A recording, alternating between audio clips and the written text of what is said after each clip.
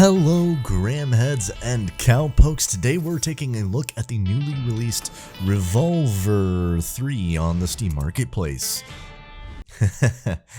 I see what they did there. I played this on a Valve Index for a grand total of just about half an hour. You'll find out why later.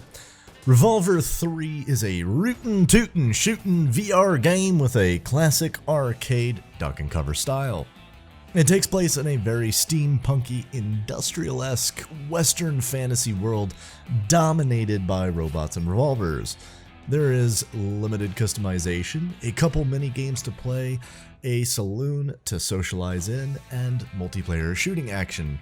Although there are a few shiny points to this game, all that glitters is in fact not always gold, and this gem has a lot of flaws, if I'm being candid. With that being said, let's jump right into the video.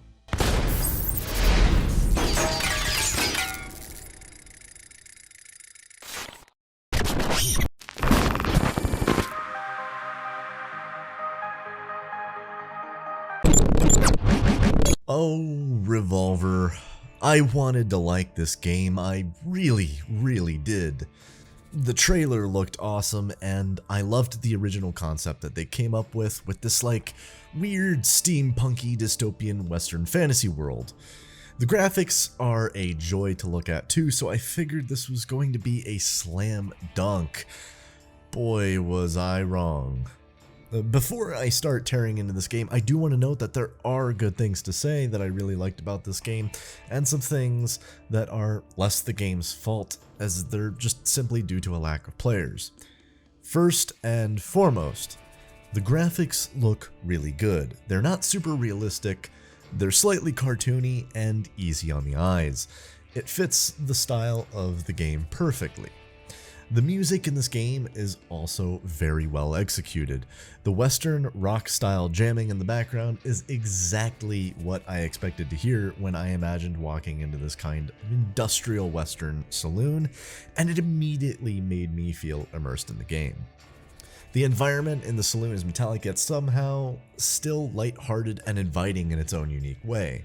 The bartender is of course a robot, and he manically circles around the inside of the bar, making sure everything is accounted for. Inside are tables to sit at, more robots to shoot at, and even a shooting gallery to partake in. Unfortunately, this is about the same time everything started to go wrong with this game.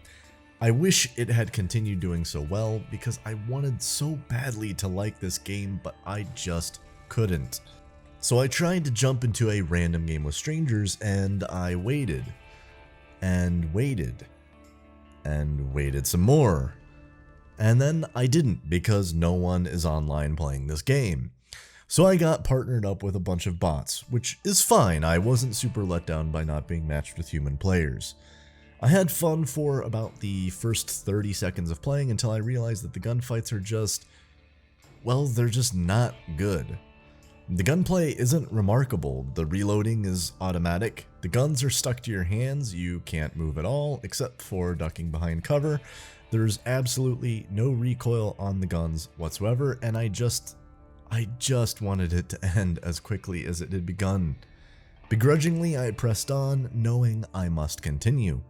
In the next several matches, I continued being bored and unengaged, but I noticed another oddity about the gunplay in this game. There was a weird occurrence that would happen every so often where my bullets would stray just off target ever so slightly. At first I thought nothing of it, perhaps attributing it to my shaky hands or something, but no, it continued. Again and again, and then a lot, until it was the only thing I could focus on. It was almost like the guns weren't calibrated properly, or the sights weren't properly zeroed in, because they frequently shot just off center. For being a point-and-shoot arcade-style VR game, this was disappointing to say the least, as it doesn't at all make it feel arcade-like. It just makes it feel sloppy and unpolished. I wish I could say my woes ended with the gunfight, but unfortunately they did not. Loading back into the saloon presented to me some frame rate issues, which I was surprised by since I was running this game on a 2060 Ti, which can handle games with significantly better graphics at much higher FPS ratings. For those unaware with frame rate drops in VR, they can absolutely ruin an entire VR experience for a game, and for some, be violently sickening.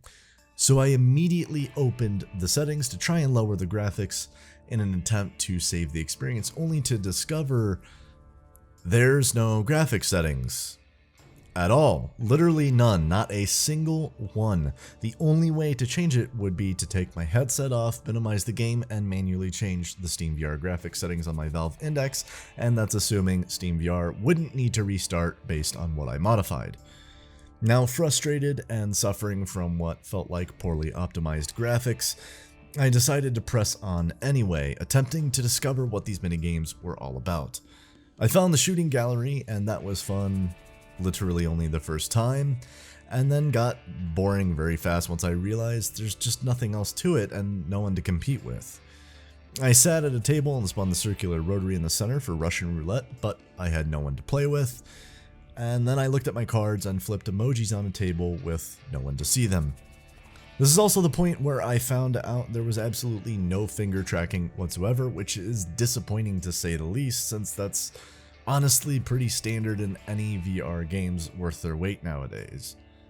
Make no mistake though, there is no card game to play here, unlike the trailer made it seem that there would be.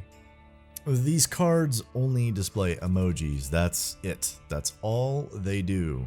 While some of these issues are more of a problem with just having no one to play with, there are just as many that are entirely preventable and fixable by the developers. While I could definitely see there might be an engaging social factor to the saloon, specifically if you had people to actually play with, the same concepts have been done before and executed just as well, if not better, and have people playing them. I'm not saying it wouldn't be fun to sit around a table and play drunken Russian roulette with the boys, or just joke around in VR and shoot robots, but there's nothing keeping us there. We might do it for a little while, but there's nothing inherently remarkable or unique that would make us want to keep coming back. I personally think for something like this, making the bar games and mini games the focal point of this VR experience, it would be far more valuable than repeating an already overdone shooter genre in VR. Certainly the shooting would be enjoyable to some, and I wouldn't say take it out of the game entirely, but the saloon games, in my opinion, should be the focal point of this game, and if properly utilized and executed, could really drive a lot of interest into this game. Russian roulette or non-Russian roulette versions of blackjack, Uno, or many other classic card games could provide a lot of replayability and engagement while socializing with friends or strangers. Even better if the devs could create their own unique card game based on the emoji cards they already placed in the game. I think it would draw in a lot more people. Again, this is just my opinion. All in all, RevolVR 3 was a major disappointment, and though some of the reasons are for just a lack of a player base, there are just as many that are due to simple lack of imagination, poorly executed development, and unengaging gameplay. Though not every selling point of this game was bad, most of them were. This was a big letdown for me, as the premise and concept of the universe the game takes place in is actually really fascinating and original. This game could have been far better than it was. It still could be if the developers continue to support this game and update or modify it in the future, or make some kind of drastic change or additions to the gameplay. I'd be incredibly interested in replaying it at that point, but until then, RevolVR 3 is a complete bust for me. If you've made it this far in the video, it's because you are probably really enjoying my content. With that in mind, I was wondering if you could do me a huge favor. Hit that like button, hit that subscribe button, and slam that notification bell. It's a really easy, free way to help support this channel, as well as make sure that you will not miss any of my future videos. Thank you so much for watching, cowboys, cowgirls, and cowpokes alike. I love each and every one of you beautiful father muckers. Sheriff Gramsy, out.